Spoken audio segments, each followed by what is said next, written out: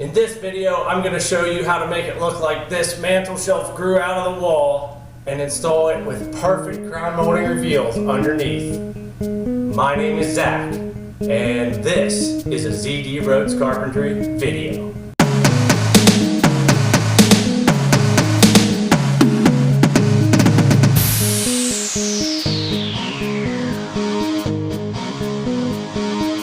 Welcome back to ZD Rhodes Carpentry videos. From forests to finishes, if it's made of wood, we show you how to do it on this channel. Let me warn you before we start, there's going to be a lot of math and figuring things out in this episode. Please ask any questions in the comments section. First, it is highly critical that both front sides of the shelf are the same distance away from both front faces of the columns. Obviously, you have to make sure that the shelf is centered left and right in between the columns on the wall. The front face of the columns and the front of the shelf should be larger than the distance between the side face of the columns and the sides of the shelf.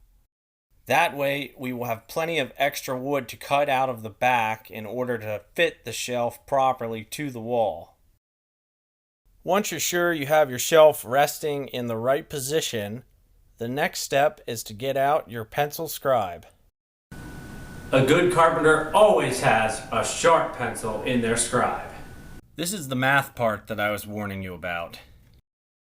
In order to get the side and the front of your shelf the same distance away from the front face and side face of the column, you have to take the difference of the measurement between the two and set your scribe to that. In this situation, the difference happens to be 1/4 of an inch.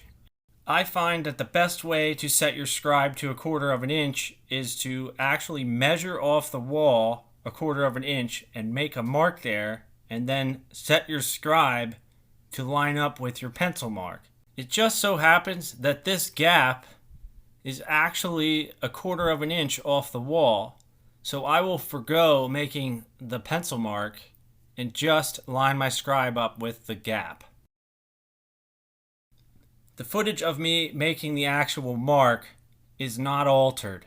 I want you to see the importance of going slow and keeping your scribe in the exact same position the entire way across the board. I have witnessed many competent carpenters, including myself, mess this part up. One small movement in the fingers can throw it off 1/8 of an inch, which will definitely show in the finished product.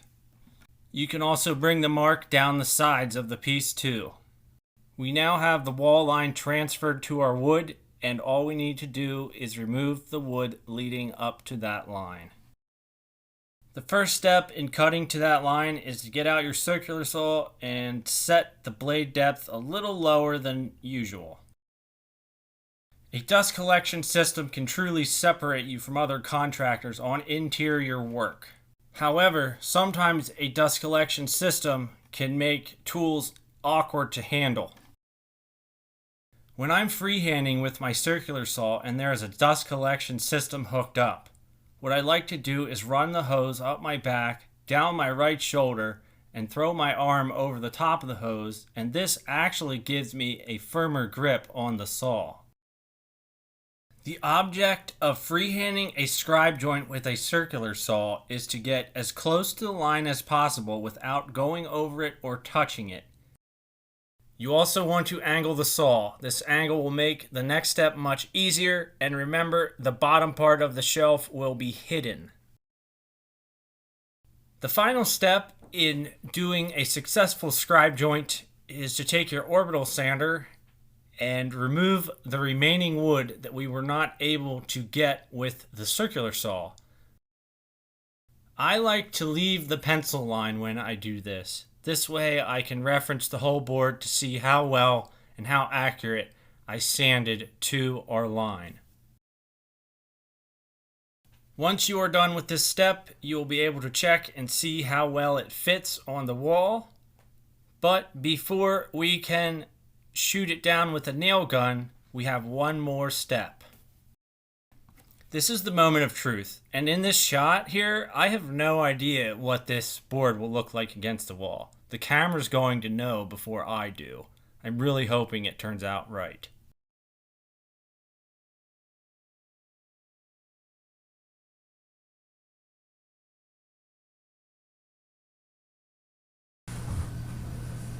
Holy!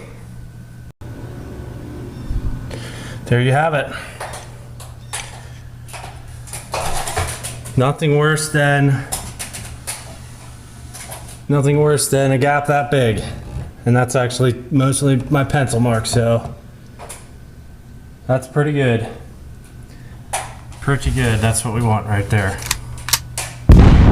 This mantel shelf grew out of the wall. Now this next step is very important. And unfortunately, it has become common practice amongst contractors to skip it.